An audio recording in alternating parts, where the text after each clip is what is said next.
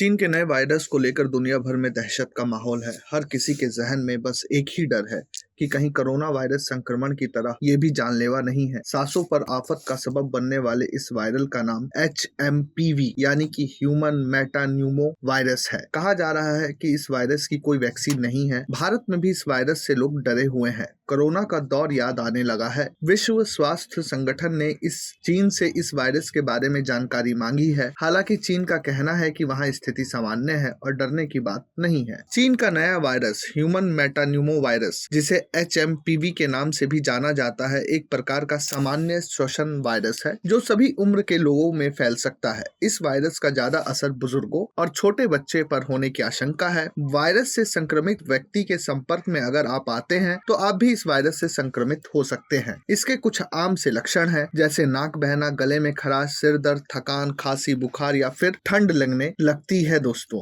HMPV virus आमतौर पर खांसने और छींकने से ज्यादा फैलता है। इसके अलावा इस वायरस से संक्रमित व्यक्ति के छूने या हाथ मिलाने से भी ये तेजी से फैलता है। संक्रमित होने के बाद 5 दिनों में इसके लक्षण दिखने लगते हैं। एक्सपर्ट का कहना है कि ये वायरस हमेशा से आपके शरीर में रहता है, लेकिन ठंड के मौसम में ये एक्टिव ज्यादा हो जाता है, लोगों को तेजी से अपनी गिरफ्त में लेता है। घर से बाहर निकलने से पहले मास्क लगाएं, क्योंकि ये खांसी जुकाम के जरिए एक से दूसरे में फैलता है। संक्रमित व्यक्ति से हाथ ना मिलाएं और घर जाने के बाद अच्छी तरह से हाथ को साफ करें। डॉक्टर की सलाह लिए बिना कोई दवा ना ले। भीड़ भाड़ वाली जगह पर जाने से बचे, क्योंकि यहाँ संक्रमण तेजी से फैलता है। HMPV वायरस की अभी कोई वैक्सीन नहीं है। चीन में ह्यूमन मेटान्यूमो वायरस के प्रकोप की हाल की खबरों के मद्देनजर भारत सभी उपलब्ध माध्यम से स्थिति पर कड़ी नजर रखा है और WHO से संक्रमण पर समय समय पर जानकारी साझा करने का भी अनुरोध कर रहा है। स्वास्थ्य मंत्रालय ने बताया कि एहतियाती उपाय के तहत HMPV मामलों की जांच करने के लिए प्रयोगशालाओं की संख्या बढ़ाई जाएगी और भारतीय चिकित्सा अनुसंधान परिषद यानी कि ICMR पूरे वर्ष HMPV के रुझानों की निगरानी करेगी। मंत्रालय ने बताया कि स्थिति पर चर्चा के लिए शनिवार को यहाँ स्वास्थ्य सेवा महानिदेशालय की अध्यक्षता में संयुक्त निगरानी समूह की बैठक आयोजित की गई है। बैठक में विश्व स्वास्थ्य संगठन और आपदा प्रबंधन प्रकोष्ठ, एकीकृत रोग निगरानी कार्यक्रम, राष्ट्रीय रोग नियंत्रण केंद्र, भारतीय आयुर्विज्ञान अनुसंधान परिषद,